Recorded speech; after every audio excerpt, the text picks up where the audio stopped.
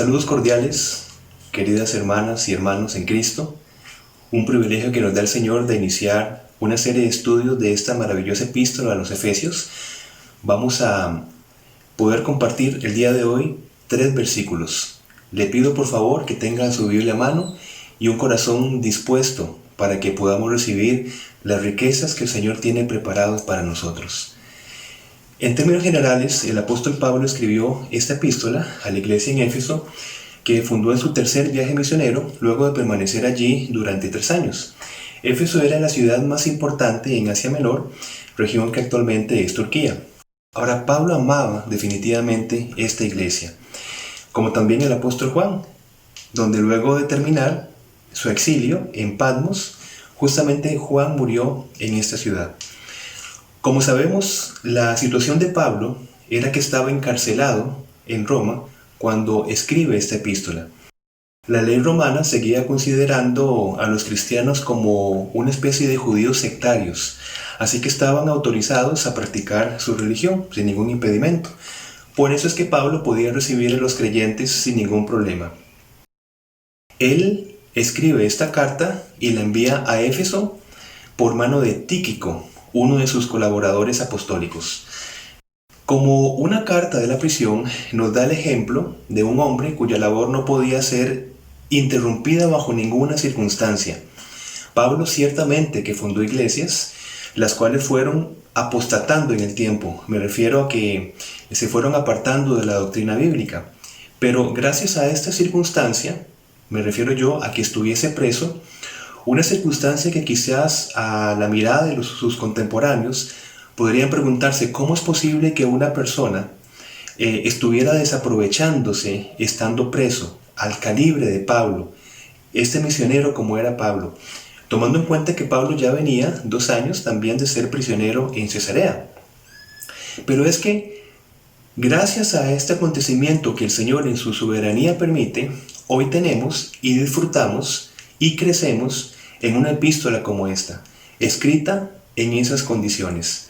Es que definitivamente el Señor tiene todo controlado y todas las cosas resultan a bien, como pues va a decir justamente Pablo en uno de sus escritos. Esta epístola que vamos a empezar a compartir nos va a revelar lo que Dios ha hecho por nosotros por medio de Cristo Jesús y lo que nosotros debemos ser y hacer en consecuencia. Vamos entonces a estudiar el versículo 1 y leemos: Pablo, apóstol de Jesucristo por la voluntad de Dios, a los santos y fieles en Cristo Jesús que están en Éfeso. Para ser apóstol de Jesucristo, Pablo ni se ofreció voluntariamente ni fue escogido por ninguna iglesia, sino que fue una elección soberana de Dios, quien le llamó instrumento escogido. Leemos en Hechos 9:15, el Señor le dijo, refiriéndose a Ananías, ve porque instrumento escogido me es este, refiriéndose a Pablo, para llevar mi nombre en presencia de los gentiles y de reyes y de los hijos de Israel. Así que oficialmente Pablo ya era apóstol de Jesucristo a partir de estas palabras divinas, pero a la vez inicia un proceso, pues Pablo comenzó como discípulo. Algunos años después aparece mencionado entre los profetas y maestros en la iglesia en Antioquía. Había entonces en la iglesia que estaba en Antioquía profetas y maestros: Bernabé, Simón el que se llamaba Níger, Lucio de Cirene, Manaén el que se había criado junto con Herodes el tetrarca y Saulo. Más adelante se lo consideró apóstol con Bernabé. Y la gente de la ciudad estaba dividida. Unos estaban con los judíos y otros con los apóstoles.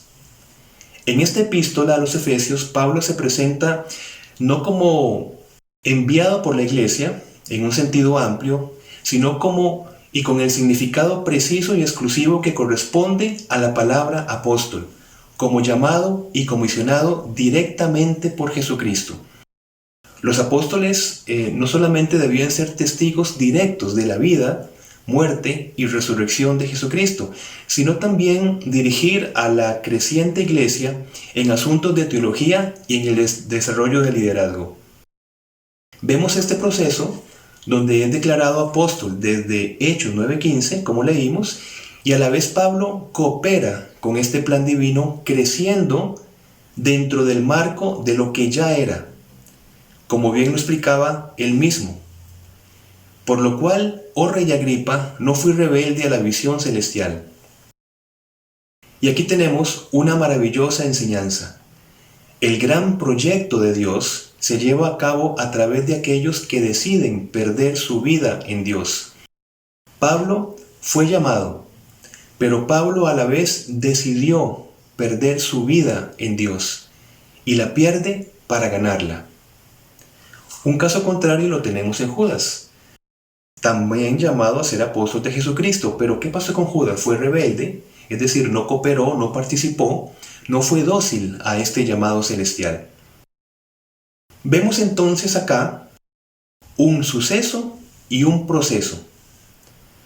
Es muy importante notarlo, porque a los creyentes en Éfeso, como estamos leyendo en el versículo 1, se les llama santos, posicionalmente santos, como un suceso. Pero a la vez son llamados a la santidad por la palabra inmediata, fieles en Cristo Jesús, es decir, un proceso. ¿Ven ustedes? Santos y fieles constituyen una unidad de suceso y proceso.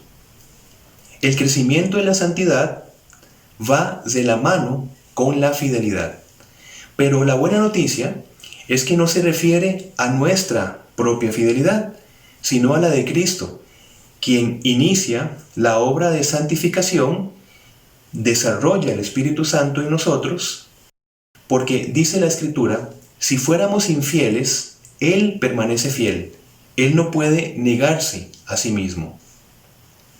En otras palabras, nuestra santificación no depende de nuestro esfuerzo por ser buenas personas, ni de nuestras capacidades, ni de ningún proceso de canonización, sino como el paso siguiente de nuestra justificación mediante la fe en Jesús. Reitero, vemos el suceso, somos declarados santos, pero inicia un proceso donde inclusive en ese proceso todo corresponde a la acción de Dios. Pero en este proceso de santificación somos llamados a una cooperación voluntaria.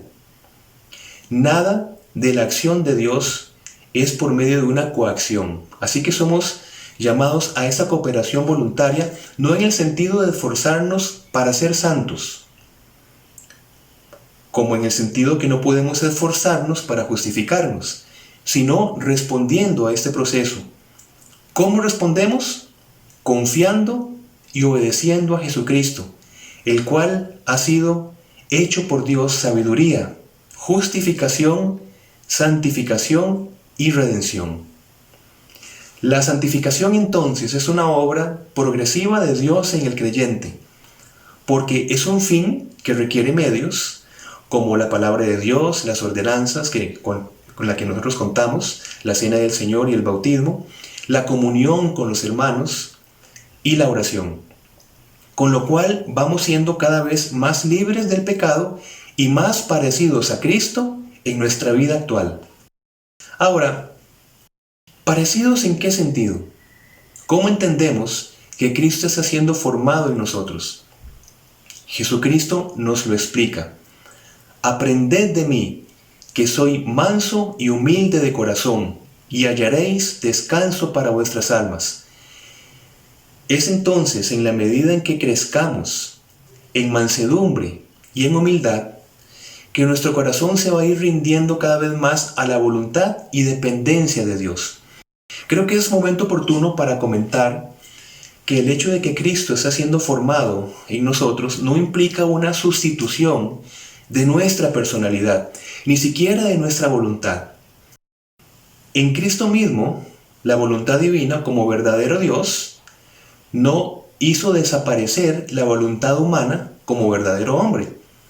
Como sabemos, en la persona de Jesucristo hay dos naturalezas. Una naturaleza totalmente humana y una naturaleza totalmente divina. Pero la naturaleza divina no coacciona la naturaleza humana en Jesucristo. Inclusive Dios desde la primera creación humana no pretendió crear una especie de marionetas ni de robots, ni tampoco vamos a diluirnos en el ser eterno como pretenden enseñar las religiones panteístas. Así que el que Cristo sea formado en cada uno de nosotros es una rendición progresiva de nuestra voluntad, por amor, una respuesta de amor y una respuesta a su señorío, y así ser verdaderamente libres para gloria de Dios. Toda la creación, de hecho, está esperando vivir la libertad que solamente logra nuestro Redentor, cuando todas las cosas le estén sujetas a Él. Eso es importante entenderlo para que los versículos que vendrán en próximos estudios podamos asimilarlos desde esta base teológica que estamos comentando. Así que el llamado de esta sección es: dejémonos santificar para ser verdaderamente libres. Hermano, creo que hemos entendido hasta el momento lo que estamos comentando. El Señor nos da libertad. ¿De qué manera? En que nosotros vayamos siendo cada vez como Cristo, en la característica de mansedumbre y humildad, es decir, rindiendo nuestra voluntad a la voluntad de Dios. Porque como sabemos, el ejemplo perfecto de humanidad es Jesús. ¿En qué sentido? Como acabamos de leer, que en todo buscaba la voluntad de Dios. Así que Cristo en mí es que desde mi personalidad, desde mi voluntad, se va formando esa dirección a buscar la voluntad de Dios. Y de esa manera, todos vamos a tener esa unidad de estar buscando la voluntad de Dios, pero en la particularidad del ser. Estos creyentes en Éfeso tenían dos hogares, porque residían al mismo tiempo en Éfeso y en los lugares celestiales en Cristo, como vamos a leer en el versículo 3. Y es que comento esto porque es nuestra realidad también. Estamos en el mundo físicamente, pero no somos del mundo espiritualmente. Y acá puede que se dé en nosotros como creyentes un conflicto por olvidar este balance. ¿Por qué? De un lado, podría ser que tendamos a espiritualizar tanto nuestra vida que nos alejamos del mundo y posiblemente descuidamos con esto responsabilidades, nuestro desarrollo y crecimiento, porque de todas formas vivimos en regiones celestiales. Este puede ser un problema de desbalance. El otro problema es que nos preocupamos tanto por el mundo y todo lo que el mundo ofrece, que olvidamos que el propósito de esta vida no es buscar la felicidad, sino el conocimiento de Dios. ¿Cómo lo fundamentamos? En el sentido de que esta vida, el propósito es buscar el conocimiento de Dios, porque Pablo lo dice claramente. Y ciertamente, aún estimo todas las cosas como pérdidas por la excelencia del conocimiento de Cristo Jesús, mi Señor, por amor del cual lo he perdido todo y lo tengo por basura para ganar a Cristo. Que Dios nos colme de esa sabiduría para que nosotros primero logremos entender y visualizar estas dos tendencias y que podamos encontrar el balance adecuado. Vamos al versículo 2. Gracia y paz a vosotros, de Dios nuestro Padre y del Señor Jesucristo. Notamos acá otro grupo de conceptos que van unidos, gracia y paz. El anterior, en el versículo 1, encontramos el primer grupo que era santidad y fidelidad. Debido a que hemos sido alcanzados por la gracia de Dios, sin merecerlo, tenemos paz con Dios. La gracia produce paz, hermanos, pero no viceversa. Es decir, la paz no produce gracia. Me refiero a que una supuesta paz alcanzada por esfuerzos o técnicas humanas no va a conseguir un estado de gracia, sino que es consecuencia la paz de la gracia que solamente Dios ofrece como un regalo inmerecido. Esta gracia y esta paz las provee el Padre, las reparte el Espíritu Santo y las merece el Hijo por nosotros. La gracia nos es dada, como nos es dada la paz por medio de Jesucristo, quien dijo: la paz os dejo, mi paz os doy, no os la doy como el mundo la da, no se turbe vuestro corazón ni tenga miedo. Lo que nos dice Pablo es que esta paz, consecuencia de la gracia, hermanos, ya la tenemos. ¿Por qué? Porque fuimos alcanzados por la gracia del Señor. Por consiguiente, ustedes y yo ya tenemos esta paz, donde Jesucristo es mediador. Es el propósito entonces de esta epístola que entendamos la verdad que se nos expone y la verdad a la que somos llamados a aplicar. Una verdad expuesta, capítulos del 1 al 3, y una verdad aplicada. En la verdad expuesta responde la pregunta: ¿quiénes somos en Cristo Jesús? ¿Cuál es nuestra identidad? Y en la verdad aplicada respondemos: ¿qué nueva capacidad tenemos y con qué propósito? Hermanos, recordemos que la sangre de Jesús no solo lavó todos nuestros pecados, sino que nos liberó de todos ellos. Si seguimos, por ejemplo, dándole dominio al miedo, a la inseguridad, a la falta de paz, a una vida que no refleja santidad, es porque no estamos aplicando esta libertad que ya tenemos en Cristo Jesús. Y a pesar de ser salvos, no ejercemos nuestra libertad comprometiendo ¿qué? No nuestra salvación, pero sí nuestra comunión con el Señor. Y en esa comunión, como sabemos, encontramos gozo, contentamiento, etc. Por ejemplo, Jesús dijo que viniéramos a Él para entregarle nuestras cargas, porque Él es digno de confianza.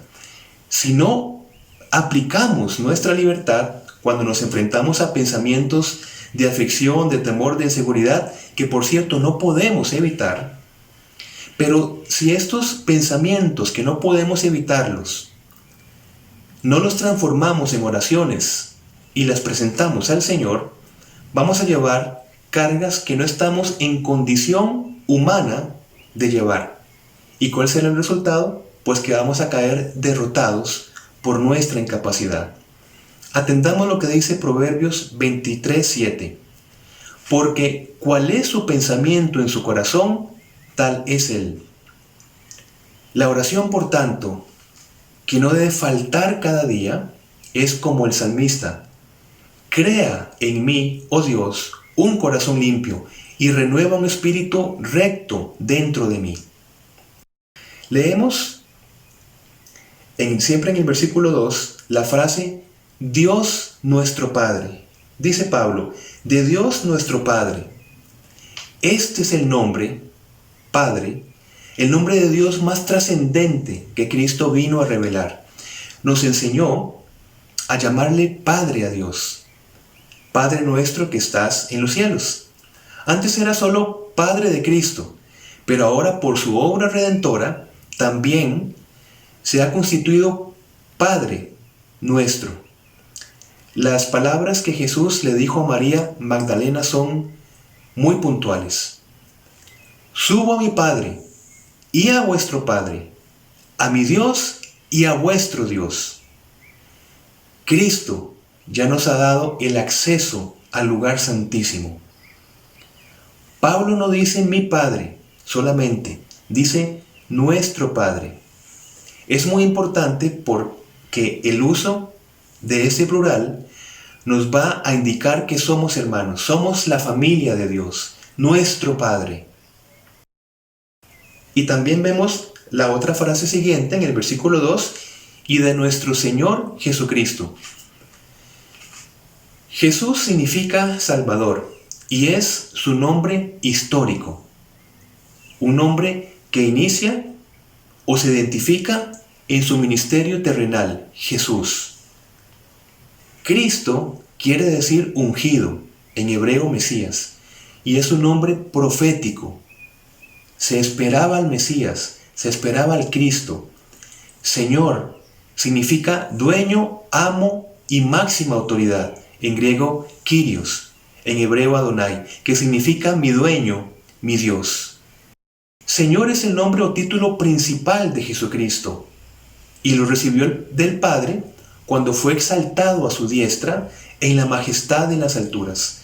Dios ordenó a todos los seres del universo doblar sus rodillas ante su Hijo y confesar que Jesucristo es el Señor. Los hombres y las mujeres, para ser salvos, deben recibir a Jesús como Salvador y la verdadera fe se traducirá en una confesión. Repito el término. Para ser salvos tenemos que recibir a Jesucristo como Salvador, pero la consecuencia de esto primero nos va a llevar a una confesión. Bajo este entendimiento de confesión, Pablo habla de confesar a Jesús como Señor para ser salvo. Romanos 10, del 9 al 13.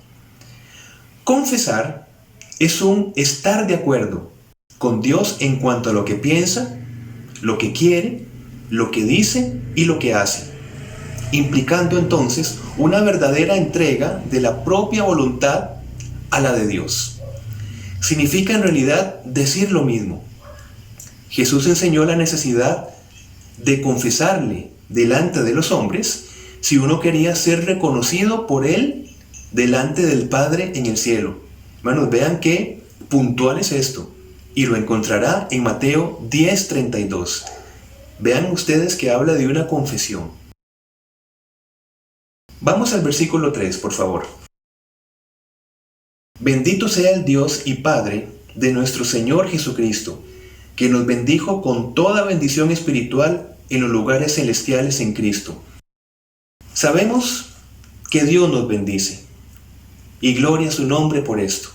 Pero, ¿cómo entendemos nosotros que podemos bendecir a Dios? Por ejemplo, ya que Hebreos 7:7 menciona que el menor es bendecido por el mayor, y no al contrario. Cuando Dios nos bendice, derrama dones espirituales sobre nosotros y principalmente se da Él mismo. Dios mismo es nuestro más deseable don. Ahora, cuando somos nosotros los que bendecimos a Dios, decimos buenas palabras acerca de Él como una respuesta a lo que solo Él nos dio en Cristo Jesús. Bendecir significa bien decir. Por esto solo Dios es digno de ser bendecido. ¿Por qué?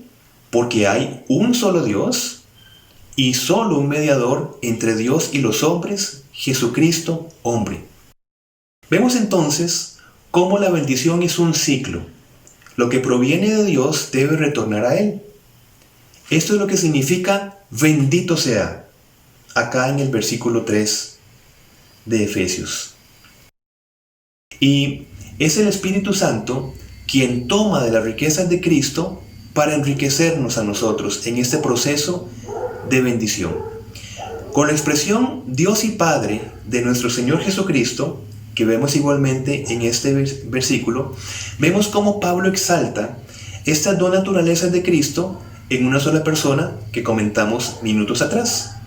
Repito, en la persona de Jesucristo se manifiestan dos naturalezas, cada naturaleza con su propia voluntad. Ahora, cuando Pablo habla Dios de Jesucristo, está mostrando su naturaleza humana. Y cuando habla Padre de Jesucristo, está mostrando su naturaleza divina, pues Jesús es Hijo, con mayúscula, Hijo de Dios. Hijo de Dios no en relación a su natividad, sino en su conexión con la Trinidad. Esta unión de las dos naturalezas se da solamente en Cristo, por cierto, y no en ningún ser creado. No significa que el Hijo de Dios se convirtiera en hombre, sino que sin dejar de ser la segunda persona de la deidad, llegó a ser hombre, lo cual no era antes. Atendamos la siguiente frase en este versículo 3. Nos bendijo. Para esto tenemos que notar el verbo que está en pasado, el tiempo del verbo. Nos bendijo. Esto porque en el Nuevo Testamento no hay ninguna oración en la que se le pida a Dios que nos bendiga como algo que se espera. Pues en estas oraciones están exclusivamente dadas en el Antiguo Testamento. Un ejemplo de ello es Números 6:24. Jehová te bendiga y te guarde. Es decir, se espera una bendición de Jehová. Pero en el Nuevo Testamento no. ¿Por qué? Porque Dios ya nos bendijo con toda bendición en Cristo.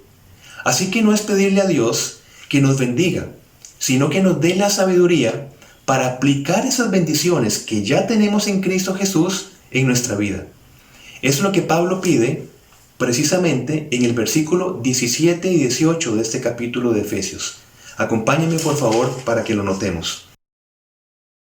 Para que el Dios de nuestro Señor Jesucristo, el Padre de gloria, os dé espíritu de sabiduría y de revelación en el conocimiento de Él, alumbrando los ojos de vuestro entendimiento, para que sepáis cuál es la esperanza a que Él os ha llamado, y cuáles las riquezas de la gloria de su herencia en los santos.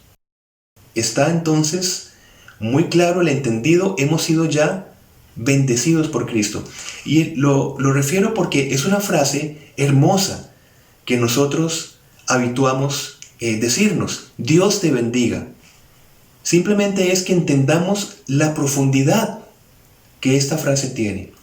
Así que cuando yo le digo a una hermana y a un hermano, Dios te bendiga, debo entender que no lo digo en un sentido de esperar que esta hermana o hermano alcance algo del Señor, porque en Cristo todo lo ha recibido. Entonces, ¿qué estoy deseando? Estoy deseando que el Señor le dé la sabiduría para que pueda aplicar las bendiciones que ya tiene en su vida. Así entendemos mejor el Dios te bendiga. Dios te bendiga. Y dice Pablo en el versículo 3, con toda bendición espiritual. Esas bendiciones claramente son espirituales. Aunque Dios nos bendice también material y físicamente, intelectualmente, sin embargo, aún no tenemos la totalidad de las bendiciones físicas, intelectuales y materiales que habremos de recibir, sí, pero hasta que Cristo vuelva. En cuanto a las bendiciones físicas y materiales, aunque solo contemos con esa parte que Dios nos quiera dar en el presente, la totalidad de las bendiciones espirituales en Cristo ya son nuestras. Esa es la condición en la que estamos ahora.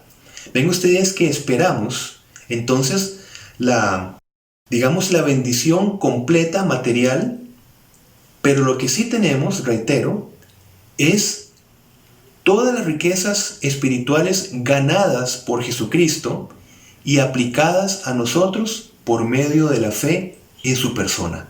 Sin embargo, esto es importante, hermanos y hermanas, en comunión espiritual con el Señor, logramos la verdadera apreciación de las bendiciones materiales, físicas e intelectuales con las que contemos hoy. Lo digo en otras palabras, yo no tengo la totalidad de las bendiciones físicas, intelectuales y materiales, pero en comunión espiritual con el Señor, se me concede una apreciación especial de estas bendiciones materiales que cuento, para que en ellas yo encuentre contentamiento y gozo.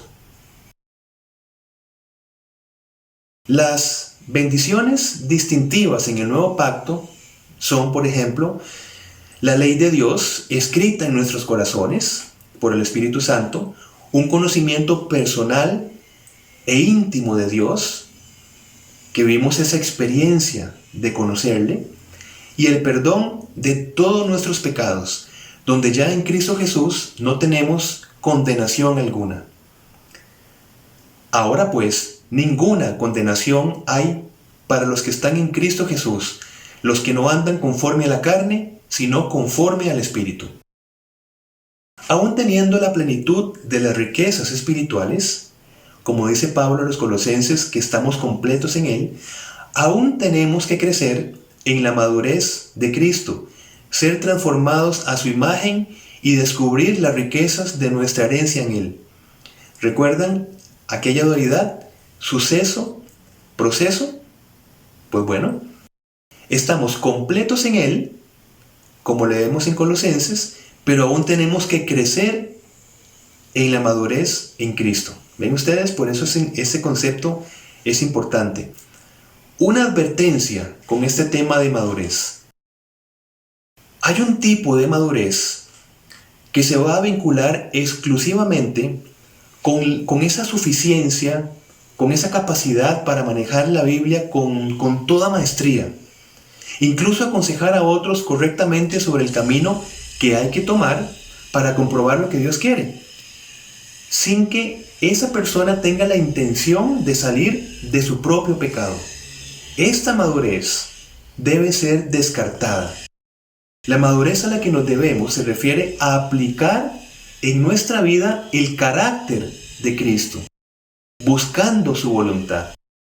Así que un crecimiento en la madurez tiene que ver con un crecimiento en la aplicación de lo que vamos entendiendo y comprendiendo. Una última consideración, hermanas y hermanos, en este primer mensaje. ¿Qué es vivir una vida espiritual? Una vida espiritual no es convertirnos en espíritus, sino una vida que responda a la guía y al consejo del Espíritu Santo, en vez de que responda a nuestros impulsos carnales, a nuestra propia sabiduría, etc. Así que hablamos acá de una obediencia y de una sumisión, pero como una respuesta al amor de Dios. Así que entender que hemos recibido toda bendición en Cristo es que ya hemos sido enriquecidos, ya hemos sido capacitados, ya hemos sido potenciados con todo lo necesario para poder responder a la voluntad de Dios. Esta respuesta, recordemos hermanos, es progresiva, es un crecimiento que está sostenida por la fidelidad de Cristo, que ha iniciado en nosotros una obra y descansando en su fidelidad va a concluirla. Con todo lo anterior, podrá comprender la intención de la frase, Dios le bendiga. Quiero decir con esto, Dios le colme de sabiduría para aplicar las riquezas espirituales que ya tiene en Cristo Jesús.